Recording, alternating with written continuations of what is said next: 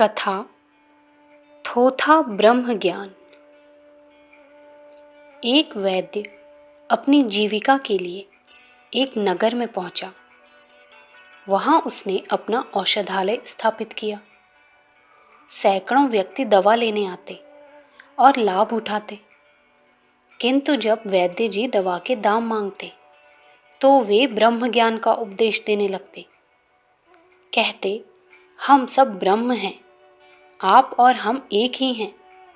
औषधि भी ब्रह्म रूप है, फिर ब्रह्म को ब्रह्म से क्या लेना देना। उस नगर में थोथे ब्रह्म ज्ञान का शब्दाडंबर लोगों ने खूब रट लिया था, और बाहर के आदमियों को मूर्ख बनाने के लिए उन्होंने यह अच्छा बहाना ढूंढ रखा था।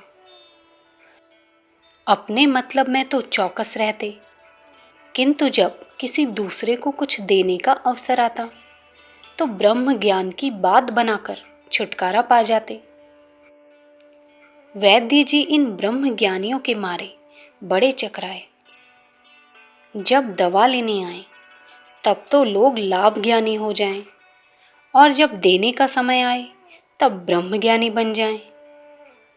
वैद्य जी इस व्यवहार से बड़े दुखी हुए और अपना औषधालय बंद करके अपने देश वापस चले जाने की बात सोचने लगे। वैद्य जी सोच विचार में बैठे ही थे कि उस नगर के राजा का एक दूत उन्हें लिवाने आया। वैद्य जी की प्रशंसा दूर दूर तक फैल चुकी थी। राजा ने भी उनके संबंध में कुछ सुना था।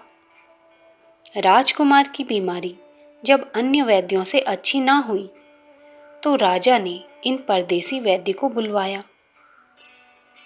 दूतों के साथ वैद्य जी राजा के यहाँ पहुंचे और राजकुमार की बीमारी का इलाज करने लगे। धीरे धीरे रोग अच्छा होने लगा।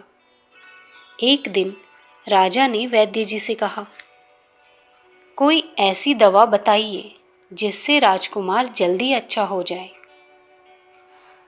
वैद्य को यह अवसर बड़ा अच्छा जान पड़ा। उसकी समझ में आ गया कि यही मौका है ब्रह्म ज्ञानियों से बदला लेने का। वैद्य ने कहा, राजन, आपके राजकुमार एक दिन में बिल्कुल चंगे हो सकते हैं। इस प्रकार की मैं एक दवा जानता हूँ, पर उसके लिए एक कठिन वस्तु की आवश्यकता है। यदि आप उसे मंगा सके तो दवा बन सकती है। राजा ने उत्सुकता पूर्वक पूछा, वह क्या वस्तु है? वैद्य ने कहा, कुछ ब्रह्म ज्ञानियों का तेल चाहिए। राजा ने प्रसन्नता पूर्वक कहा, यह क्या कठिन बात है, हमारी तो सारी प्रजा ही ब्रह्म ज्ञानी है। अभी 100-200 ब्रह्म ज्ञानी पकड़कर मंगाता हूँ।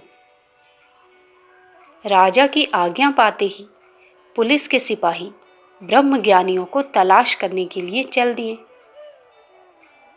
नगर में ये खबर बिजली की तरह फैल गई थी कि राजकुमार के लिए ब्रह्म ज्ञानियों के तेल की जरूरत है।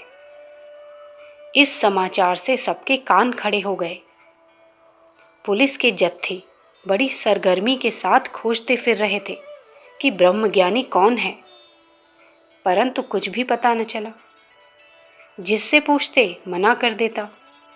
बड़े बूढ़ों, मुखिया पंचों से पूछा गया तो उन्होंने गिड़गिड़ाकर यही कहा, भगवन, हमारे कुटुंब में 7 पुश्त से कोई ब्रह्मज्ञानी नहीं हुआ। दूसरे मोहल्ले में तलाश कीजिए। दूसरे मोहल्ले वालों से पूछा गया तो उत्तर मिला कि हम तो अन्न ज्ञानी हैं, ब्रह्म ज्ञान का तो हमने कभी नाम भी नहीं सुना। जब सारे शहर में कोई ब्रह्मज्ञानी ना मिला तो वैद्य ने अपनी दुख गाथा राजा को कह सुनाई और बताया कि किस प्रकार राज्य के लोगों ने उनके पैसे ब्रह्म ज्ञान की आड़ में रख लिए हैं। वैद्य ने दूसरी दवा देकर राजकुमार को अच्छा कर दिया और अंततः राजा ने उन थोथे ब्रह्म ज्ञानियों को बुलवाकर उनसे वैद्य जी के पैसे दिलवा दिए।